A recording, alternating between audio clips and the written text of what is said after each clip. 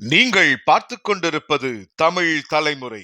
கோவை போத்தனூர் குறிச்சிக்குளம் பகுதியில் அமைந்துள்ள பொங்காளியம்மன் கோயில் எதிரே உள்ள காலி இடத்தில் இன்று மாலை மிகப்பெரிய தீ விபத்து ஏற்பட்டது. இதனால் இந்த காலி இடத்தின் அருகில் உள்ள வீடுகளுக்குள்ளும் புகை பரவியது.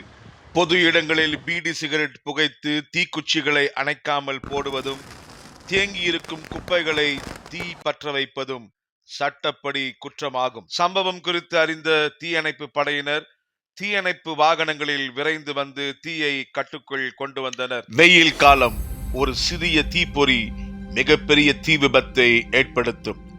காய்ந்த சருகுகளையும் குப்பைகளையும் வேண்டுமென்றே விஷமிகள் பற்ற வைத்தார்களா, அல்லது மின் கசிவினால் இந்த தீ விபத்து ஏற்பட்டதா போன்ற பல கோணங்களில் காவல்துறையினர் விசாரணை நடத்தி வருகிறார்கள். தமிழ் தலைமுறை செய்திகளுக்காக கோவையிலிருந்து தலைமை நிருபர் திரு டில்லி பாபு அவர்களுடன் நிருபர் எம் சர்ஜுன்.